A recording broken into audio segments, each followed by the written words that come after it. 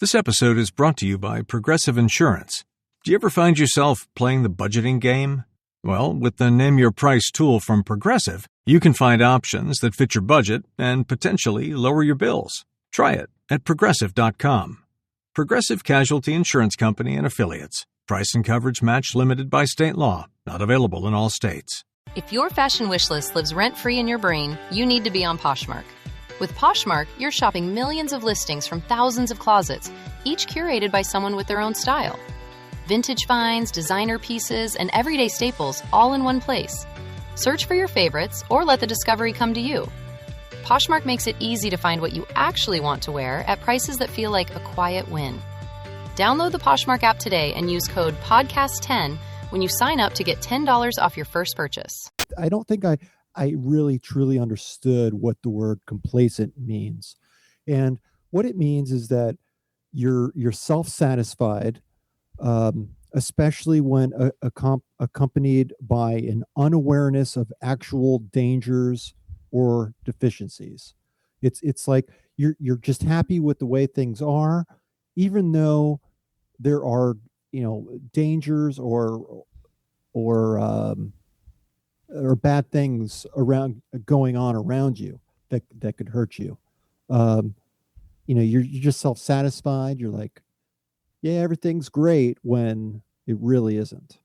And this episode is to get you thinking about complacency and how to avoid those dangers. I always think back about when my parents sat me down and I wasn't doing very well at school. I was home for the summer and my parents got my report card, which was very bad. I had like a 1.09 grade point average at one time, about ready to be kicked out of school. My parents sat me down and said, "Johnny, you're not going to class. You're partying all the time. You're wasting our money. We love you very much, but we're not going to put up with this anymore. And you have some decisions to make. You need to either move out and start your life, get an apartment, start your life, get a job, move on, or you need to figure out how to get back, go back to school and start doing well at school, take it seriously." And, at that time, thinking back about that time in my life, I was extremely complacent. I was self-satisfied. I was happy with the way things were. I mean, who wouldn't? I'm away from home. I'm my parents are kind of funding my debauchery, just sleeping in, not going to class, just having a really great time. And who would want to change something like that? Well, my parents did. And little did I, think of the dangers of that path that I was headed down. Just totally just went right above my head. I think everyone at some time gets complacent. In fact, I know they do. I think it's quite common for all of us. And our show is titled "A Swift Kick in the Ass," and we get complacent, John. I know that's why we started even talking about this subject, because I was talking to you. I had caught the stomach flu last week, and it kind of, when I was in those deep, feverish, dreamlike visions that I was having when I was knocked out for 2 days and sitting in my bed, I kind of started having like dreams, thinking that, hey, I'm not doing as much as I should be. I've changed. I had a change at work, and I've got comfortable again. And what happens is when you get comfortable, you get complacent. And I stopped working on some side projects I was doing. I stopped really putting as much effort into the podcast at the moment. I was like, I got to get my ass back moving and, live what I speak. And it really is. It's so easy to fall into, that comfortable zone where you're just like, yeah, well, I'm okay right now. I'm making some money. I just want to go home and watch TV. I want to sit on the couch and watch Game of Thrones. It's the new season. I want to see what happened to Jon Snow. Yeah. But you know what? I have to do that, right? Right. But whether Jon Snow lives or dies or not is not going to affect anything in your life. So sometimes you just have to get yourself out of that rut, get your ass out of the couch, and start thinking about what is important. What can I do to kind of improve myself or improve my situation? And, Everyone faces this. So it doesn't matter whether you're trying to get fit, if you're trying to get a better position at work, if you're trying to build a better relationship with your spouse. We need to wake up. Yeah, and just to add to what you're saying, Tom, I think a lot of us just settle. We think things are going fine and everything's good. If you have a decent job, you might not love it, but you don't hate it, and you're making good money. So what's wrong with that? And I've been there before. I've totally been there before, but it's like the settlers. There's a popular commercial running right now for between DirecTV and cable, and it's talking about the settlers. It has this family, and they're all sitting around at the dinner table, and you know what I'm talking about. And the dad's they bring out the lollipop right. once a year to have a lick off the lollipop, off the family lolly. But it's so true. Yeah, it is. And if I get some hate mail about this, I'll live with it. I'll deal with it, because I think this needs to be said. It is a swift kick in the ass. Look at all of the married couples out there. Okay. And I'm in that boat. So are you, Tom. Mm-hmm. Look at all the different married couples, and you will see couples who have become complacent. They've let themselves go. This is especially true, I think, with men, to where they get married, they have kids, and they just give up taking care of themselves. They let the extra weight just pile on. They've got a big beard gut. They don't cut their hair. They don't take showers. They just sit around. And they're like, why? I've got my wife, I've got my children.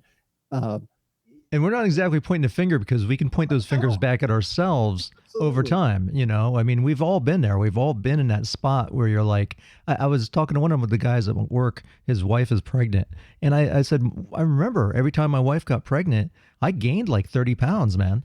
And there's no reason for that. There's no reason that I should have gained 30 pounds, but I gave in. I was like, oh, well, she's eating whatever she wants. I'm going to do the same thing. And we kind of like fueled each other.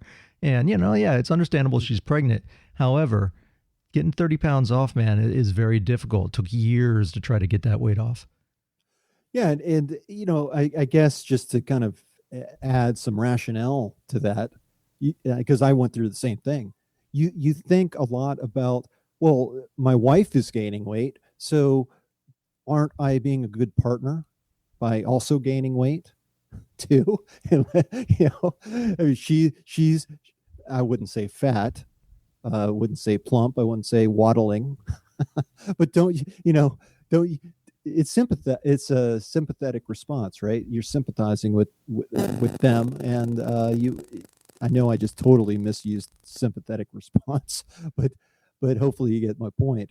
I think what it is it's giving in to our true nature, because in reality, we don't want to be uncomfortable. We don't want to be in places where, we're striving out hunting every day. We want to just kick back and relax and kind of glide through life. And, I think it's natural, and I think it's natural to feel that way. But it's just a matter, you have to really look at it and say, is this all I want out of life? Is this all that I aspire to be? It reminds me of the Lion King. One of my favorite parts in the Lion King movie is when his father comes. Yeah, Mufasa comes floating out of the stars, and, he's talking to Simba, and he's like, Simba, you are more than who you have become. It's like, you're a king, but you're hiding out in the wilderness with a pig and a prairie dog. Yeah. And, just because people are not living up to their potential, I don't necessarily say that everyone needs to, or wants to, or has that ambition to live, within a degree, within degrees, just a small degree of your total potential. I mean, it's okay. And it's okay to kick back every now and then. It's okay to relax and it's okay to let yourself go. In fact, I saw an advertisement for a book. I forget what the name of it is, but it's about a physical trainer who put on, I think he put on at least 30 pounds. On purpose, right? Yeah. I think it was somewhere like 6. I'm familiar with it. he just basically ate anything he wanted. He drank non-diet sodas. He, didn't exercise. He just sat on the couch and watched Netflix, just to purposely gain weight, so that way he could start a program and start working it and show his clients, yes, this is possible. Look at this. I put on 60 pounds and now I've taken it off. And the guy wrote a book about it. It makes a lot of sense. And it's okay, if you're complacent, but I mean, it's okay to take. No, it isn't. Suck it up, loser. Yeah, it's not okay to be complacent. You almost have to have that little inner boot camp, the little drill instructor yelling and sitting on your shoulder all the time, yelling at yourself, to kind of get you out of that mood. And I'm not yelling at our audience. I'm saying that personally for myself, because I've constantly battled with this. You get comfortable, and being comfortable leads to complacency. Well, you know what? As I was preparing for the show, I was looking at some quotes, and I came up with a quote of my own, and that is, complacency is bliss. It's being self-satisfied, satisfied with yourself, but being unaware of the dangers that holds. So you could be complacent if you just sat on your couch all the time. You didn't work, you didn't have a job. I mean, you're in definite danger of not only gaining weight, but you don't have an income.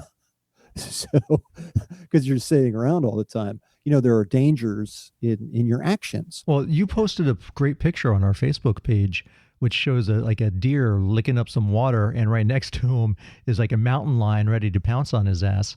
And it's because he's being complacent. He's not paying attention. He's going to die. So if in nature you're complacent, you die. Unfortunately, we have so many walls and so many shields around us that we don't feel those external threats to us. So we don't, have our defenses up. We're not aware. Yeah, no, and I love that meme. And check us out on our Facebook page, and you'll see that picture. It's great. The mountain lion's looking over at the deer like, are you kidding me? This is an easy lunch. And the deer's just like, da, da, da, da, da. I'm just, just totally unaware. And that is just the core, of complacency. And then putting yourself in danger by being blissfully ignorant. My ex-boss is going to get complacent and be out smoking a cigarette and get attacked by a Florida panther, because we found Florida panthers at our transmitter site. We found a mother with 2 cubs. I mean, and there's a papa around somewhere too. So that's pretty wild, because it's like in the middle of the suburbs. It's not like it's close to the Everglades, and it might have been the Everglades at one time. But so much is built around, and our transmitter site has 150 acres of undeveloped land. So there's plenty of room for some panthers, and I've seen deer out there. It's just made me chuckle for a second when you said that. Yeah, and aren't I hope this doesn't take us too far off track, but aren't the Florida panther? They were near extinction. Yes, I don't know if they are. I think they still are. At one time I think there was down to like 60 of them. No lie. So. I think they've boosted above that, but they're still close to extinction. Well, that would be, mountain Florida panthers need to eat. So, yeah, so eat my old boss. Okay, we're going to hell for that one. So, think about your life and about if you're settling or not. What do you really want out of life, and are you getting it? And if you're not getting it, are you the one that's holding yourself back and telling yourself that it's okay?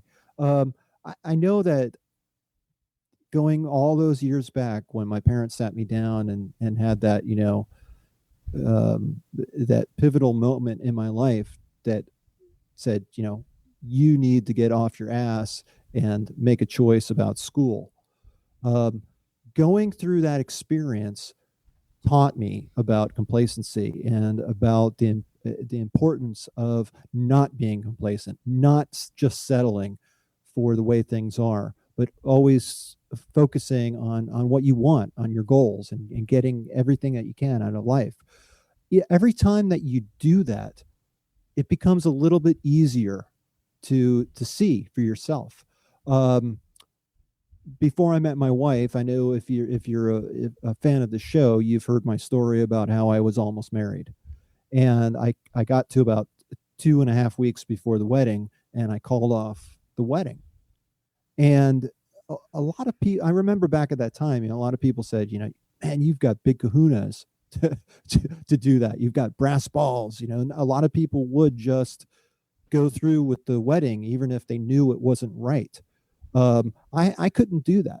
I could not settle that way. And I know that the danger was that if we would have gotten married, one of us would be dead and the other one would be in jail, or at least on the run. Or on 2020 or Dateline exclusive. Yeah. So I don't know which one of us would have been in jail or dead or whatever, but that's besides the point.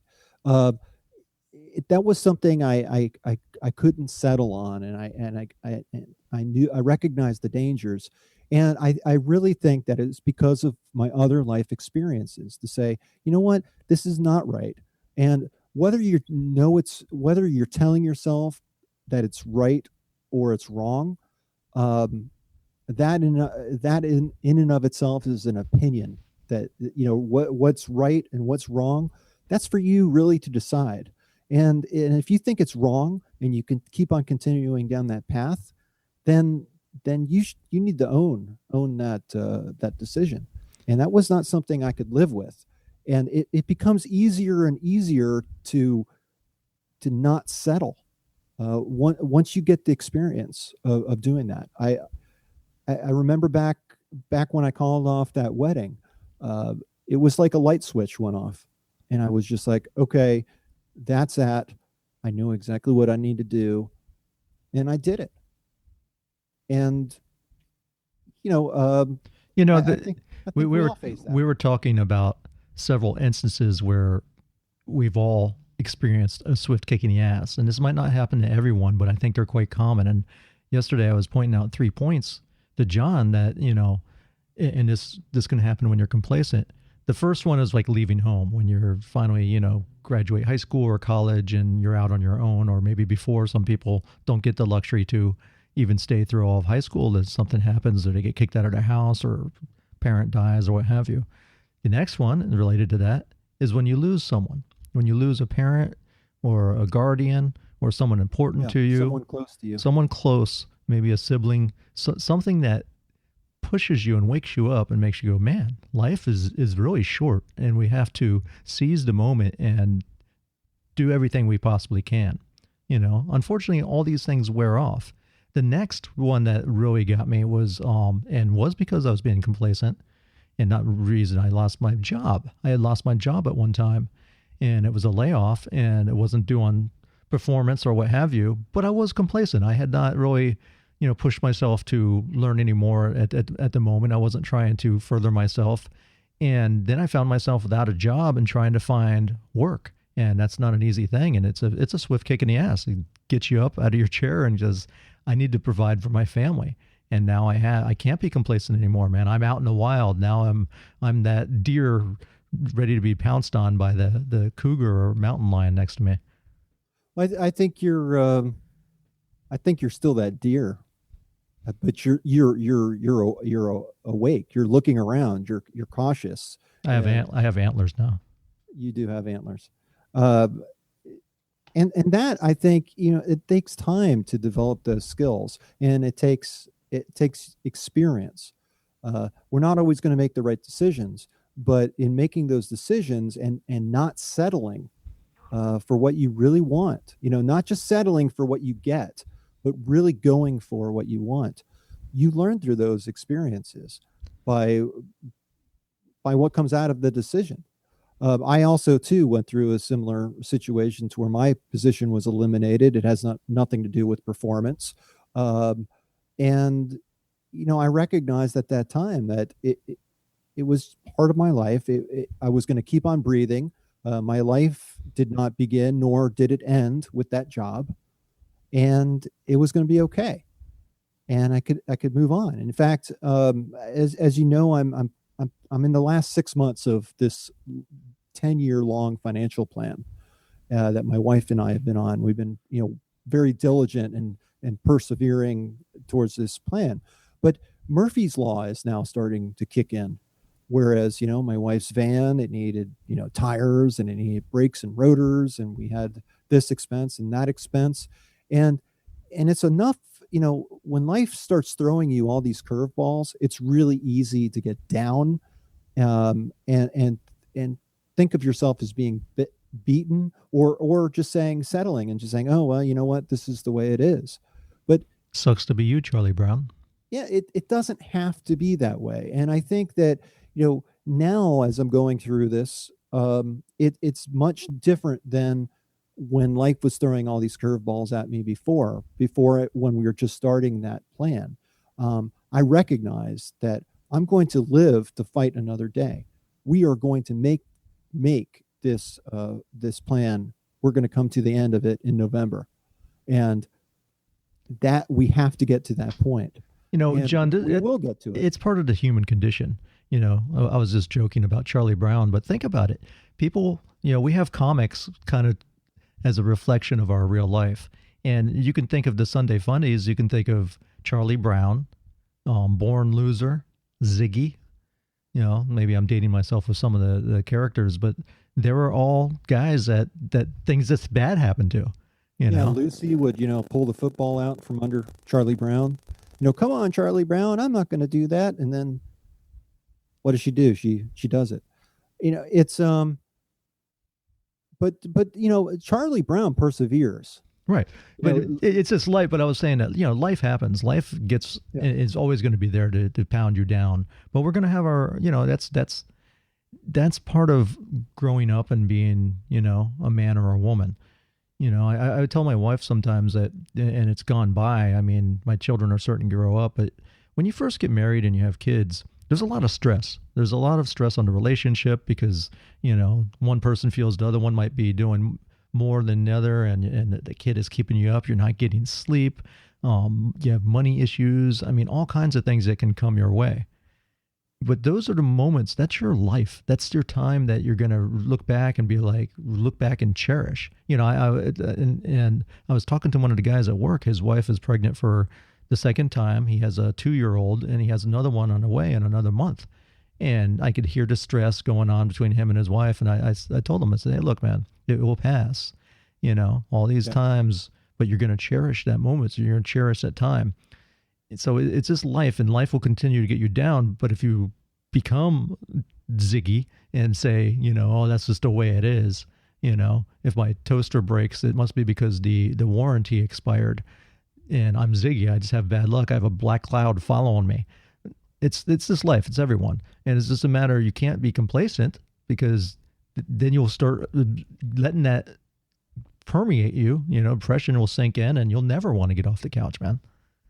One of the things that can cause complacency, I think, is expecting what worked for you before to continue to work.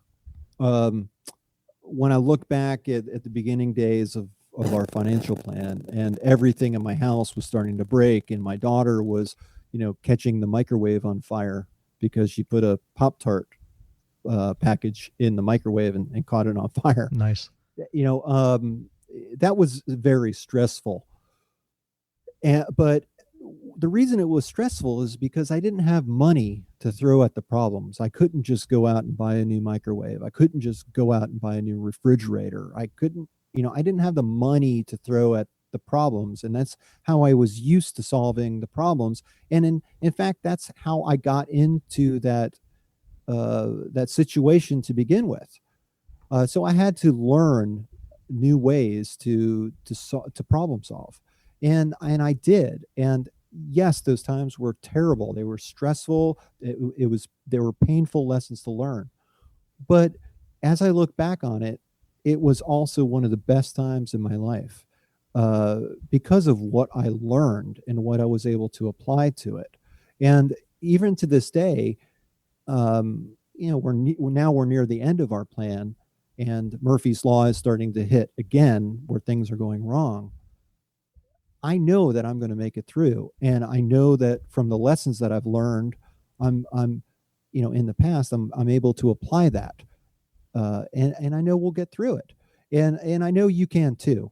It just takes experience. It takes trying. It takes a willingness to learn and to do what you need to do.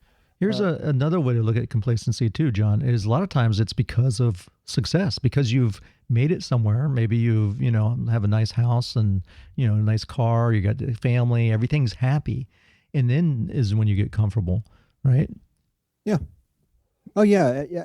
Absolutely. And I think, Tom, both you and I have been there before. In fact, that was one of the drivers that got us to start this show, is that we both had corporate jobs. We're doing okay money-wise. You can always do better, and who doesn't like money? But our jobs weren't really fulfilling, and we were just kind of going through the paces.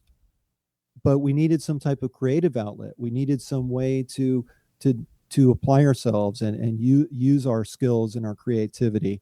And out of that was born a Swift Kick in the Ass. Right. It's a way to give back too. I mean, we're trying our best to help others that are going through similar situations. Sometimes you don't have to be an expert. John and I aren't psychologists, but we've had a lot of life experience. And sometimes that person that just has a little bit further. Just when I was talking about the guy at work, I'm 10 or 15 years his senior, and I've gone through it. And I know what he's going through right now with his wife. I understand what he's going through with his wife. Right. I might not have the same exact situation, but I understand the frustration, and I've been there. And it's the same way. We're just trying to help. We're just trying to get something out. John, sometimes, remember when you were dating and you would get complacent then? Some of you would lock in, and it is so common in relationships. You meet your boyfriend or girlfriend, you guys start dating, and then you get comfortable with each other, and then you start not going to the gym as much. You start not taking them out, and you stop showing the affection as much. You stop telling them, how awesome they look or whatever it is.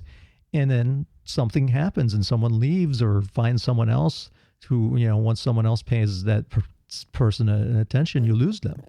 It's so common, and that is a form of complacency, but it's also a form of success because you kind of like locked it in. It's like, yeah, I got the relationship. Now I can let go. Now I'm happy. Yeah. I think though, the worst case of that the worst case of complacency in that situation is where you found that person, that person isn't right for you. Maybe you don't love him or her, but you stay with them anyway. That is settling. You want something better. You want something different, but you become complacent because you're willing to just stay in that situation. That's bad. That's bad for both people too. Yes. It's because it's unfair to the person that thinks you love them and you don't really love them. Man, that's horrible. Yeah. Or children. If children become involved, then that really can mess up people's lives. That's that old thinking too, because my mom says to me sometimes, I've heard her say that, oh, well, you can about love almost anyone. It's like, well, yeah, maybe, but it should be a little bit more. You should have a little something there, not just, love someone just because they're there. Well, isn't this the same mother that listens to Metallica and is advocating for medical marijuana? It's the same mom. And she didn't grow up as a hippie. She was very traditional, old school. I just get, and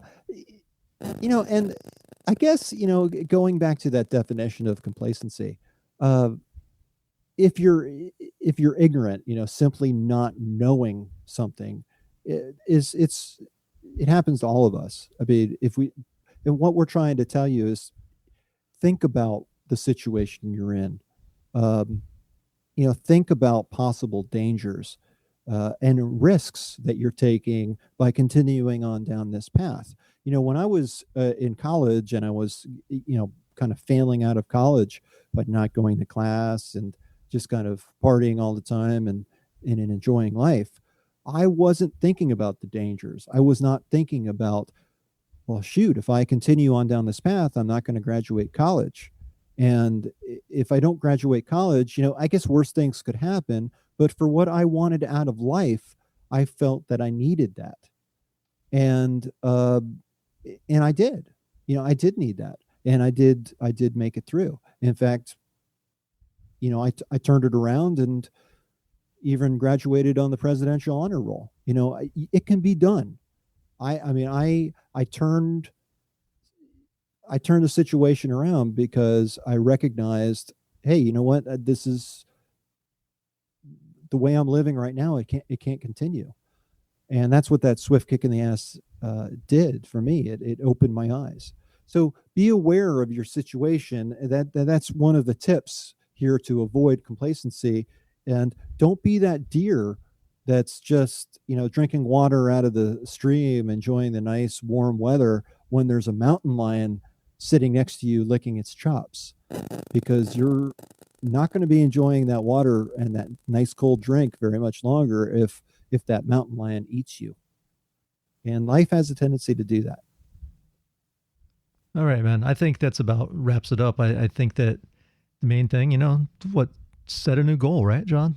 Just to think or wake up, think about your situation and try to make a change. We promised a quick fix. John gave you several tips on how to make some of those changes, so keep your purpose clear, set a new goal and do something different, man, or pursue something old. Just get off the couch. Yeah, absolutely. And again, there's nothing wrong with sitting on the couch if that's what you really want out of life. But I guess what we're saying is question, ask yourself, what do you really want out of life, and determine if you're getting it. Sometimes I think you might even find that you might be kind of knocking yourself down, because you think that you're not reaching your goals, but you are. There was a poster I used to have. A friend of mine gave it to me. It had this picture of a really nice Spanish villa, like a mansion on the ocean, with a big 3 or 4 car garage, and parked within that garage were a Ferrari and a Porsche and all these sports cars. And the caption read, justification for higher education. And here I was, in school, and I'm like kind of kicking myself because I didn't have that house on the hill. I didn't have the sports cars. I didn't have that. My life did not meet that picture. But as I thought about it, the more I realized how I really did have that. I didn't have the house on the hill, but I had a nice house. I had toys. I had a wife and children and other things that really make me happy and really fit my picture of reality and my picture of life. And I stopped being so hard on myself after that time, because I had a lot more than most people, and I was living my dream, and I didn't even recognize it. So, just give you something to think about, and then take action on it if you think that you're settling, because there's no reason to settle. Life's too short. Always keep moving, man. If that deer keeps on running, he'll be faster than the mountain lion, ready to jump on him and put his fangs in his neck. Zombie deer. So I have a couple of quotes I think it will be good to do this fine. Great things never came from being happy in your comfort zone. And your desire to change must be greater than your willingness to accept the stand. So until next time, John Curren with the Swift Kick in the Ass. Tom Stewart. My lifetime friend. Thank you for listening. Next time. Peace. Peace.